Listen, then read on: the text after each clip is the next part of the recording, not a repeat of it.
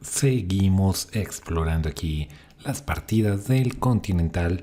En esta ocasión, partida de la ronda 5, donde se enfrenta el gran maestro Cristóbal Enríquez, el gran maestro chileno, bastante fuerte, contra el maestro internacional peruano Diego Saúl Flores.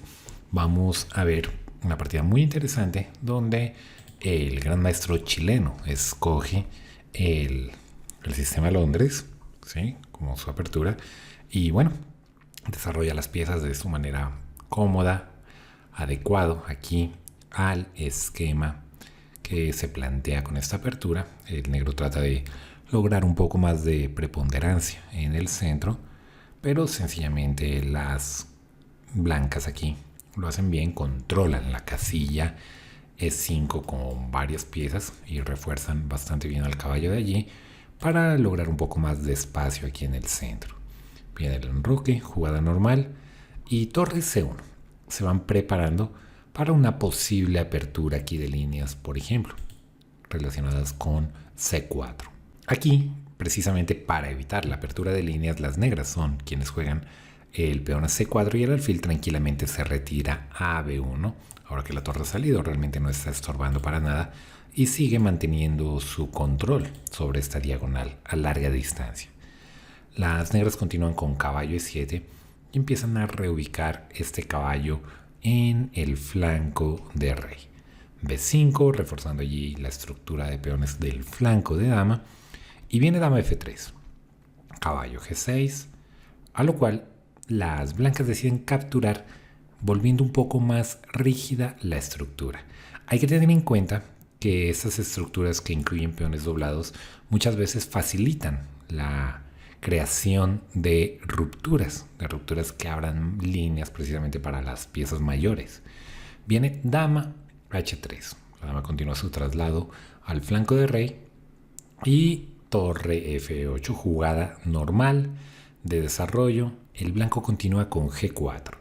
Normalmente no nos gusta avanzar peones frente al rey, pero aquí con este centro tan cerrado y con el dominio de la casilla E5 que tiene el blanco, sencillamente no hay peligro de que el rey pueda quedar más expuesto en esta situación. Viene torre B8. Las negras tienen un plan interesante relacionado a un posible B4, por ejemplo, y abrir líneas en el flanco de dama para buscar algo de contrajuego. Alfil G3 para darle movilidad al peón de F, caballo H7 y F4. F4 no es lo más preciso aquí, ya que puede haber un cambio que transforme la estructura. Lo más adecuado sería, por ejemplo, llevar el caballo a F3 y continuar presionando, por ejemplo, con G5, cerrar acá el flanco de dama con A3. En este punto, a F4, las negras capturan, y si bien se ha abierto esta columna, la estructura de peones perdió esa movilidad característica que tenía antes. Antes estaban amenazando jugadas como F5, por ejemplo, que ahora ya no son posibles. Al transformarse la estructura de este modo, las blancas perdieron varias posibilidades de romper la posición. Y las negras aquí juegan alfil C6, una jugada para la que realmente no tenían tanto tiempo. Quieren preparar B4, pero aquí le dan un tiempo adicional a las blancas. Era de jugarse B4 directamente. Y a la captura, por ejemplo, podríamos continuar ya con un alfil A6, digamos. Y si A3 viene C3, hay amenazas serias de alfil por, incluso atacando a la dama. No vale la pena la captura aquí, obviamente, con peón por la pérdida de la calidad. No se puede salvar las piezas aquí. Si se retira el caballo, por ejemplo, nuevamente, la torre se está perdiendo. Y la captura con torre, puedo dejar la dama allí en C7, puesto que tras alfil por H3, las negras tendrían ventaja decisiva. Quedan con una torre entera de más. Así que, bueno, tenían esas opciones. Alfil C6 prepara demasiado y permite caballo F3, y ahora a B4, sin el caballo estorbando en D2, viene ya el alfil a E1 a reforzar este punto. Tras la captura y alfil por, Se liquida prácticamente el contrajuego del negro y ahora simplemente queda el problema que tienen las negras en el flanco de rey, donde puede continuar el progreso. Dama E7, una jugada que acerca a la dama al flanco de rey, pero no aporta demasiado, ya que esta dama realmente no tiene casillas por acá. Hubiera sido mejor, por ejemplo, tratar de cerrar un poco más la posición con G5. Lo cual intentan hacer, de hecho, en la siguiente jugada. Y viene torre F2. El flanco de dama está seguro. Las piezas empiezan su traslado al flanco de rey. Torre F1, F5. Tratando de mantener la posición cerrada un poco más. Al menos que ese peón no pueda capturar, igual este podría hacerlo. Y se vuelve y se abre la posición. Realmente no es que esté muy bien aquí el negro. Por ejemplo, torre G2 puede estar viniendo y ya hay problemas directos. Está cayendo el peón de G5. Vino A3, jugadas preparatorias, manteniendo la posición un poco más sólida. Torre B7, no aporta demasiado. De pronto, bueno, un poco más de control sobre la séptima fila y apoyo al flanco de rey. Y viene torre G2, jugada que estábamos esperando. H6 y H4, buscando más apertura de líneas. Aquí las blancas cometen una imprecisión, ya que esto pierde parte de la ventaja. Era correcto, por ejemplo, capturar, ya sea aquí en F5, ya sea en H5, pero en G5, pero con el peón. El problema de capturar aquí, por ejemplo, para las negras, es que ya capturo, pero con esta columna abierta va a haber mucha más presión sobre G6.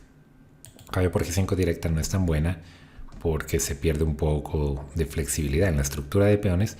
Y aquí podría venir una idea como dama H8 y podremos darle utilidad a esta torre que está en la séptima fila para trasladarse hacia H7. ¿Sí? Torre H2, por ejemplo, torre H7 y aquí el cambio que trata de trasladar. Esta pieza se ve con una jugada, por ejemplo, como rey F7, que trata de mantener la posición un poco más estable.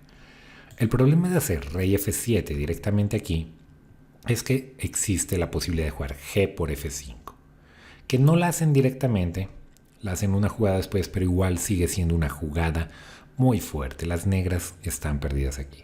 Si capturan con el peón de E6, jaque y la dama está entrando en casillas críticas. Y si G por F, como en la partida, esto permite ahora el avance del peón de G. Y ese avance no solo molesta al rey, sino que despeja la casilla G5 para la dama. Alfil D7 no tiene realmente mucho que hacer. El negro aquí, ese alfil quedó extremadamente torpe tras toda esa cadena de peones blancos. Y viene dama F6. Un cambio que me favorecería al tener dos peones pasados conectados ya en la sexta fila. Alfil C8. El alfil considera que está mejor ubicado acá, se trasladó a C8 para sostener E6 y ahorita conectar nuevamente la torre con la dama. Pero viene alfil A5 y la dama está entrando aquí, no hay una forma cómoda de defenderse. La partida está perdida. Si por ejemplo juegan aquí, esto debilita al peón de E6 y otras jugadas como torre 7 cortando el acceso de la dama a D8 se puede encontrar como con alfil B4 y por ejemplo el traslado de una de estas torres a la columna C, B3 sería extremadamente peligroso. El negro no tiene cómo jugar aquí, no puede ni siquiera molestar a la dama puesto que el alfil controla casillas muy importantes. Tras alfil A5 las negras abandonan puesto que ya realmente no hay defensa que pare a las piezas blancas. Bueno, eso ha sido todo por esta partida. Espero la hayas disfrutado. Recuerda mantenerte conectado con este canal, suscribirte, activar las notificaciones para que no te pierdas ninguno de los próximos videos y sigas conectado con este tipo de torneos y también mejorando tu ajedrez. Nos vemos en el próximo video.